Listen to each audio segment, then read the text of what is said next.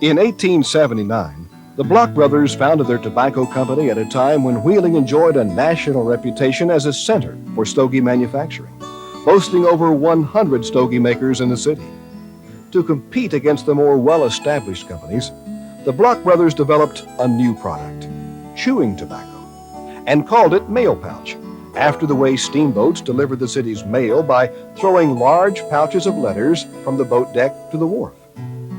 Mail pouch continues today, over 100 years later, in part because of the success of an innovative marketing campaign. The classic mail pouch tobacco signs adorning the barns across America's heartland have become more than creative advertising. They are now part of America's folklore, an evocative symbol of America's nostalgic past.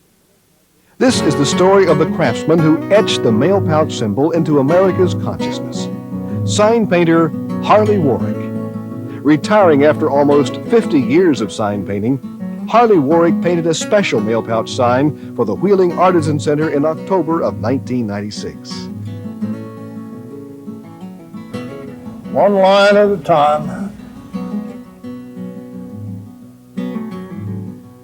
I consider it a craft. It's more like a carpenter or a plumber or a pipe fitter or whatever. You do the same thing over and over.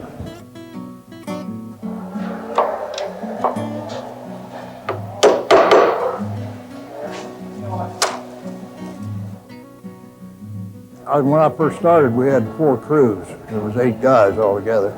And then as the years went by, they kept dropping off. And then when I got down, I was the only guy left, and I did it myself for the last 20 years.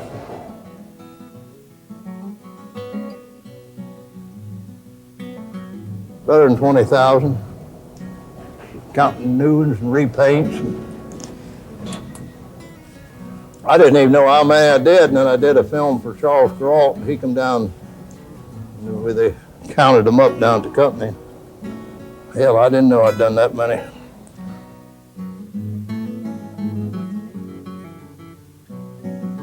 We had a dairy farm, and we had a mail pouch sign on our barn. And then I went through high school and then went to service.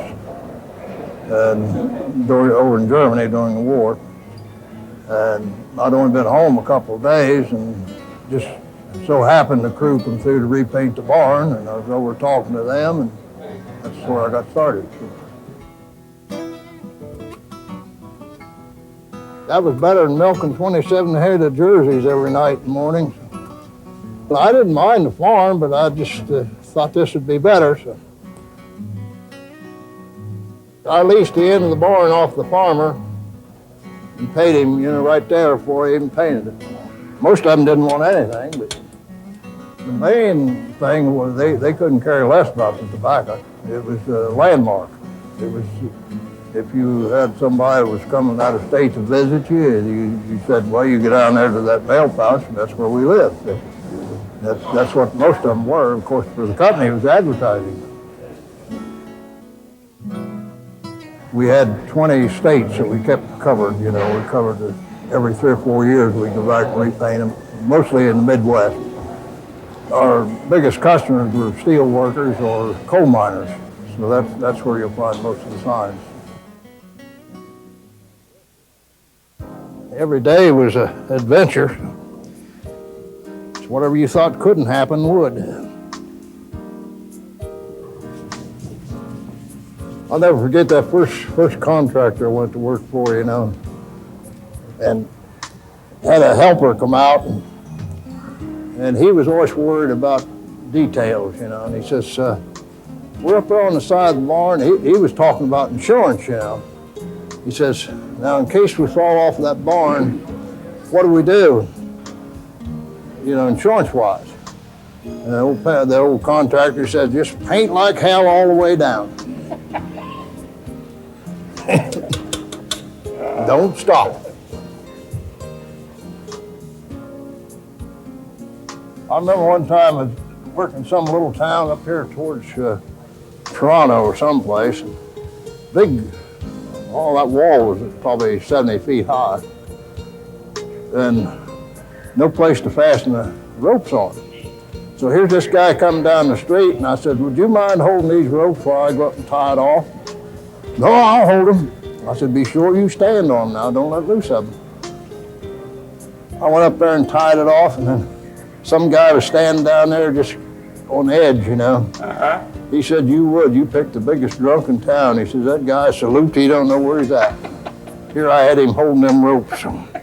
Oh, sir. Yeah.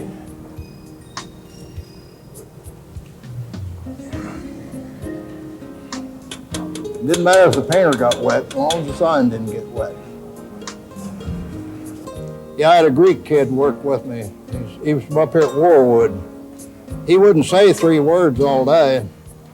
We're working away there, and all at once this roof comes off the barn, comes right up over the top of our head and out the field, you know. He said, well, I believe it's about time to quit.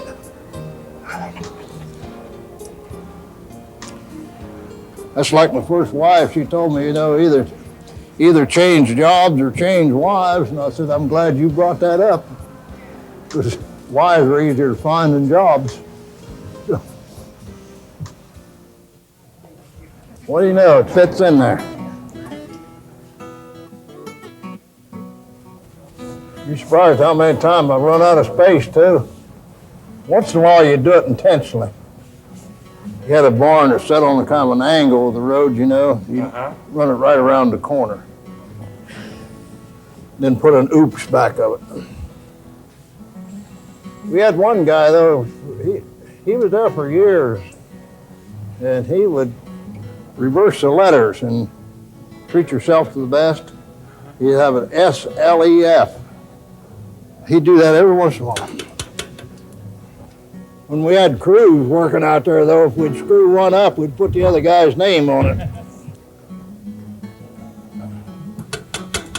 But just for the heck of it, every once in a while, I'll put 3 C's in tobacco, just to get somebody to pay attention to it. And sure enough, they'll write into the company and say that sign painter must have been drunk or something. He's got 3 C's in there.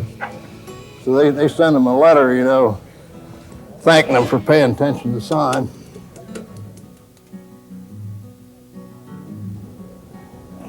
Well, Good Morning America, they bugged me for about 2 years. They wanted me to come up to New York and do the program, you know. And I said, hell, there's no barns in New York City. And they said, well, we'll fake it. And I said, nope, we won't fake it. I said, we got plenty of barns out here. So it went on for about 2 years, and finally they decided to come down to the little town of Barnesville and do it. So, yeah, you got to know some pretty good people out there. That's the only part of the job I actually miss anymore is visiting with the farmers. Or the owners. Yeah. They weren't all farmers. You got to know the whole family, you know. Probably made it. Well, then you'd come back again in about 2 or 3 years and revisit. It's just like going home, you know. I remember I did a television thing one night, and they was asking me a question there about what young people ought to do for a job, you know, and I said, well, do what you would do for as a hobby, you know, and get some darn fool to pay you for doing it. Well, Stuart, he happened to be listening to it, you know, and he called me. He says, yeah, he says, this is that darn fool that's paying you. Mail Pouch was a good outfit to work for.